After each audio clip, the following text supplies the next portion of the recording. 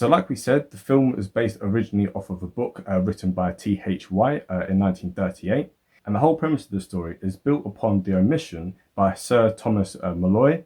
So he is the one who wrote Le Morte d'Arthur in 1485. And this basically is where we get the stories of King Arthur from. So the omitted part of this is to do with King Arthur's childhood, which isn't explored in those older stories, but is what T.H. White decided that he was going to focus on. Also as well, something to note is that T.H. White was very influenced by Freudian psychology and had had a lifelong involvement in the natural world. So you can really see both elements of this kind of coming through within the actual story itself. So all the way back in February of 1939, so this is just a year after the book came out, Disney went and bought the rights to the actual story and intended to make it into a film. However, for various different reasons, there was just more pressing projects that kind of came up, as we've covered in our previous videos, of course. So in the 1940s and 1950s, the story kind of got put on the back burner and they didn't make a film of it. So in 1960, in the preparation for 101 Dalmatians, Disney said that there was going to be 2 films that were coming out in the 1960s, with one of them being Chanticleer, I think I'm pronounced that correctly, and this is basically a story by Edmond Rostand. So this is the same person who wrote Cyrano de Bergerac. I've seen the play and I still don't know how to pronounce it, so if I've said it wrong, apologies. So the story is basically about a rooster and there's other farmyard animals as well. And so that was going to be a film that was going to come out at the same time as Sword and Stone was going to come out. However, Disney ended up picking Bill Peet, who was the sole writer for 101 Dalmatians, which covered in the last video, right? And he asked him once again to be the sole writer for this film, which was going to be The Sword and the Stone. And he said that the Chanticleer was going to be scrapped.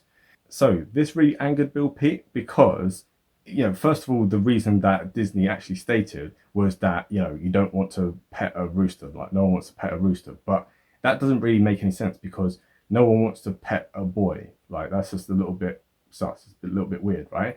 So on that logic, it doesn't make any sense.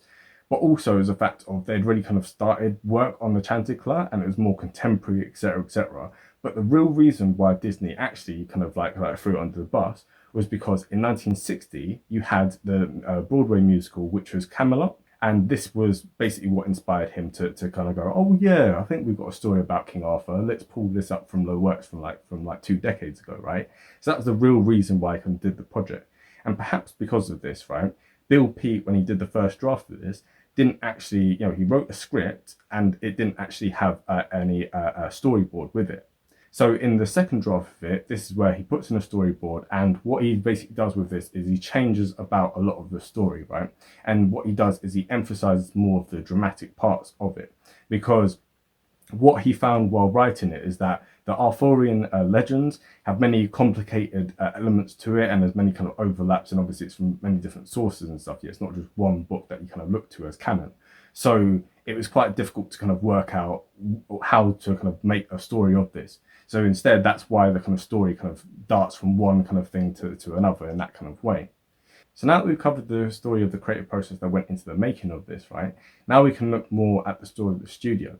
So Roy O. Disney, he was the older brother of Walt, and at this time, he just wanted to basically just make a bunch of re-releases of Disney films because they was like, you know what, these are profitable enough, we've made enough films, we don't need to make any new content, let's just keep re-releasing the same old stuff.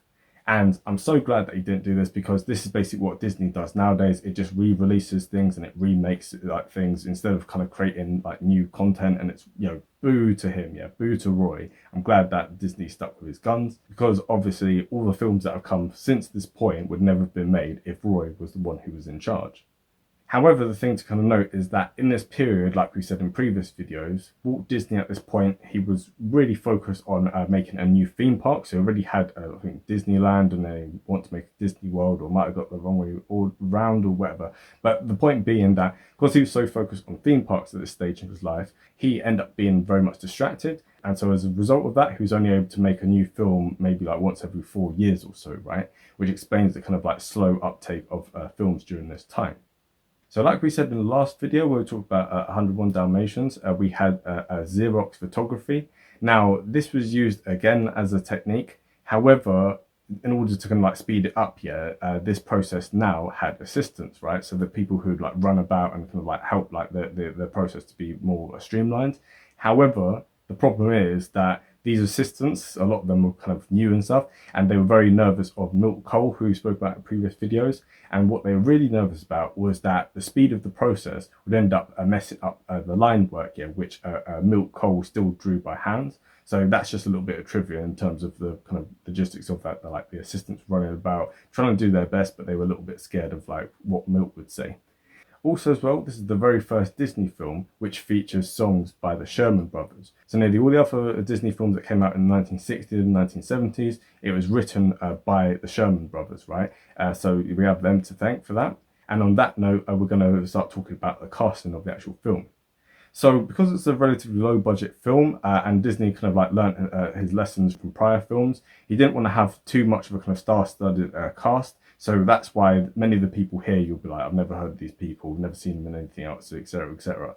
So this is the kind of list as we go down. So first of all, Arthur, or the Wart, is played by 3 different actors. I don't know why they had 3 different voice actors for this, but either way. So you have the first one, which is Ricky Sorensen, and he is the voice of Spotty in 101 Dalmatians. Again, there's 101 Dalmatians, so no one knows like which one was Spotty, but whatever, yeah.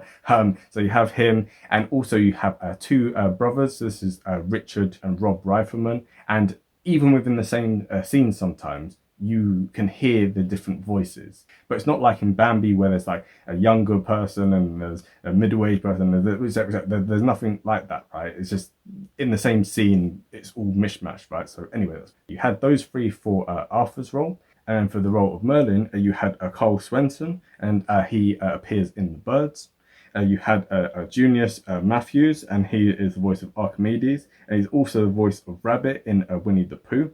You had Sebastian Cobert, and he is the voice of Hector, and he's also the voice of the narrator at the beginning. So he appears in The Time Machine very briefly, and also he is the voice of Bagheera, who we're going to cover when we go into the video to do with the Jungle Book, right? So definitely stay tuned for that. For the voice of Kay, you have Norman Alden. The only notable film I could see that he was in was the war film Tora Tora Tora from, I think, 1973. I could be wrong with that. And then also you have Phil Ravenscroft. He is the voice of Sir Bart. So he only has like 1 or 2 lines in this, and he is a very deep voice actor. You can see him in many other films which you have on screen at the moment.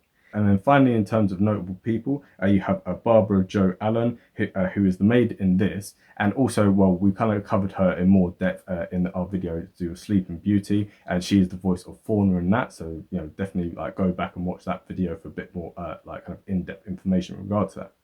So that kind of covers the casting of it, right? And explains the story of the studio. So now we're going to look at the kind of themes and the history of this story.